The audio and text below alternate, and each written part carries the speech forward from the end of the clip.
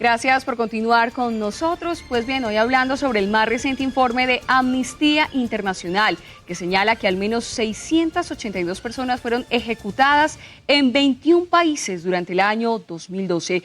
Conozcamos cuáles países son los que realizan esta práctica.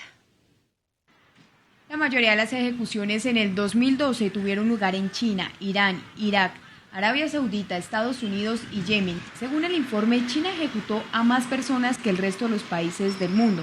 Aunque se desconoce la verdadera magnitud del uso de la pena de muerte en China, pues los datos al respecto se consideran secretos de Estado, mientras que en Irak fueron ejecutadas al menos 129 personas, casi el doble que en el 2011, cuando la cifra fue de al menos 68 personas. Durante el 2012, solo 21 países, es decir, alrededor de 1 de cada 10 llevaron a cabo las ejecuciones. El año pasado se registraron indultos de condenas de muerte en 27 países, menos que en el 2011, cuando la cifra fue de 33. El informe de Amnistía Internacional señala que el año pasado se impusieron al menos 1.722 condenas de muerte en 58 países, menos que en el 2011, cuando se impusieron 1.923 en 63 países. Al final del 2012, habían al menos 23.286 personas condenadas a muerte. Bueno, este es un panorama grande, hace rasgos de lo que se vive en tema de pena capital o pena de muerte. Roberto, le quiero preguntar por China, ¿qué pasa justamente en este país? Y veíamos en la nota que algunos casos se consideran también secretos de Estado. ¿Cuál es la verdadera magnitud de lo que sucede con la pena capital o pena de muerte en este país? Bueno, en realidad no lo podemos saber porque es un sistema ultra cerrado y es un sistema en el cual la información no fluye. De hecho, ni Amnistía Internacional, ni Human Rights Watch, ni otras organizaciones internacionales, ni incluso los propios países o la propia Unión Europea ha podido destacar exactamente cuáles son los datos reales. Y eso es preocupante porque no se sabe exactamente digamos que no se sabe primero cuál es el patrón normativo que utiliza China para estas ejecuciones. Los casos pueden ser muy diversos, desde crímenes cometidos, desde blasfemias, desde la propia oposición al gobierno, al sistema comunista. Es decir, hay una carencia, hay una poca transparencia dentro del sistema que dificulta mucho el conocer exactamente qué es lo que ocurre en ese sistema penal o en ese sistema de ejecuciones. Armand. Coincido plenamente con Roberto en la medida en que el sistema de comunicación en China hacia adentro está completamente cerrado. Uno puede hablar de una China que entra al siglo XXI invadiendo mercados, literalmente, pero una China con contradicciones políticas muy profundas. Ya está muy claro que el Premio Nobel de Literatura está recluido, está en prisión por un delito que no es claro, en el que, insisto, se confunden categorías morales con categorías jurídicas, con categorías políticas. Sencillamente, lo que podría decir es que hay que llamar la atención sobre el caso chino y sobre todo lo que se llaman las relaciones internacionales con China. Creo que las agendas deberían presionar una información mucho más fluida porque es fundamental que la humanidad se entere cuántos casos de ejecuciones capitales se han llevado a cabo. Roberto, hemos visto y hemos hablado desde la parte del Estado, de quienes defienden desde Amnistía, pero ¿qué piensa la gente? ¿Qué dice el ciudadano de a pie, el ciudadano que ve también el accionar del gobierno? Mire, les quiero poner de conocimiento un dato. Una encuesta hecha por ABC News en julio del 2006 mostraba un apoyo de un 65% a favor de la pena de muerte, de manera coherente con otros resultados del año 2000. Esto fue en los Estados Unidos, es decir, 65% de la población norteamericana, pues uno diría, no apoyan esta sanción para sus conciudadanos. Resulta que sí, la ven como una muestra de firmeza, de radicalidad. El hecho de quitar la pena de muerte sería ver algo de debilidad por parte del gobierno. ¿Qué piensa la gente y también cómo hay que construir ese término de derechos humanos también con la sociedad y también con el que está al lado? Bueno, yo parto del punto de vista, me parece que ese dato pues, puede ser volátil o no volátil, es decir, todo tipo de encuestas pueden ser manipuladas o no manipuladas. A mí sí que me gustaría destacar, yo vengo de España y particularmente nosotros partimos de un punto de vista del respeto de la vida y del respeto de los derechos fundamentales. Hay una convención, la Convención Europea de Derechos Humanos, concretamente su protocolo 6, que establece que la pena capital debe ser abolida. Y de hecho, en Europa, salvo un país, Bielorrusia, que no forma parte de la Unión Europea, dentro del sistema de la Unión Europea, el resto de países han abolido totalmente la pena capital. Incluso, en un caso más grave que en el de Boston, como fue la matanza de Utoya en Noruega, que murieron pues, más de 100 personas, la persona está siendo juzgada y no puede ser ejecutada.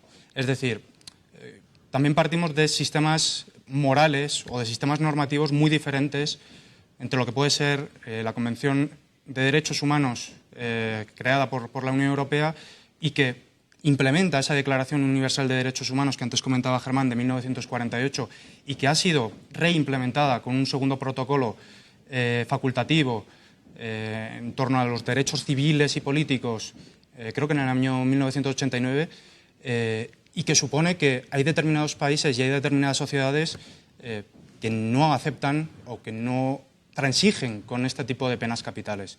Creo que la Unión Europea es un caso de no transigir con este tipo de penas capitales y que el caso de Estados Unidos es muy particular porque, de hecho, como ya comentaba antes, hay estados que han abolido esta pena de muerte y, de hecho, dentro de la última reunión, de la última moratoria que hubo en la Asamblea General de Naciones Unidas, creo que en diciembre de 2012, 111 países votaron a favor de esta moratoria, creo que 40 votaron en contra y 34 se abstuvieron. Con ello lo que quiero decir es que Estados Unidos no es el único país para poder obtener una cartografía de lo que es la normatividad internacional, de lo que es el sistema de ejecuciones. Desde luego, que haya dos estados democráticos como Estados Unidos y Japón que todavía apliquen normas penales es gravísimo. Germán, le quiero preguntar algo importante en ese sentido y es, la pena de muerte también nace, y ustedes me corregirán, como una medida que se crea para que la sociedad entienda qué se hace y qué no se hace. Es, digamos, que una sanción ejemplar para ciertos delitos, ejemplar entre comillas, ¿no? Sin embargo, ¿cuál es esa medida alterna para que ante delitos fuertes como, digamos, el terrorismo, como los asesinatos o como lo que puedan considerar en algunos países brujería, exhibición para ellos de algunas mujeres, cuáles serían esas sanciones que reemplazarían la pena de muerte para que esos gobiernos puedan tener también como esa ejemplificación a los demás ciudadanos? Bueno, es que en el centro del debate está el principio de proporcionalidad entre la magnitud del delito o el daño causado y la pena que se le debe aplicar ejemplarizante en este caso, ¿no? Pero digamos que, ¿qué se podría hacer? Sencillamente es que estamos en un momento en el que hay que redefinir el concepto de justicia. Hasta hace algún tiempo uno podría pensar que las dos grandes banderas políticas de la humanidad eran justicia y libertad. Pero lo que está visto después de los atentados terroristas del 11 de septiembre en Nueva York es que esas dos palabritas, justicia y libertad, cambiaron a justicia y seguridad, ¿cierto? Y frente al concepto de seguridad, la opinión pública es volátil, porque estamos en un momento de éticas indoloras, donde la imagen mediática que aparece por televisión mueve más fibras que cualquier otra cosa. Entonces, los aparatos de justicia están en mora de definirnos qué se está entendiendo por justicia. Y yo creo, contrario a lo que se pueda pensar alrededor de la firmeza de la pena capital, que es digno que un Estado demuestre pedagógicamente qué se puede hacer. En Colombia tenemos el caso de Garavito, el violador de menores que tiene por lo menos 100 niños dentro de su prontuario. Ese caso que usted trae toca mucho las fibras de la sociedad, y claro, en ese caso la gente dice, apliquemos la pena de muerte a una persona que ha acabado con la vida de centenares o de más de 100 niños. En este caso, cuando uno empieza a mirar y empieza a ver desde ese punto de vista, desde la emoción, ¿qué se puede decir justamente cuál sería la alternativa para este tipo de hechos? Claro, es que precisamente en un país tan emocional como Colombia, lo más rápido frente a la rabia que produce el ejercicio de ver a un ciudadano matando niños, la rabia puede llevar a pensar en la fórmula más fácil. Y el facilismo dentro del concepto de justicia no aplica.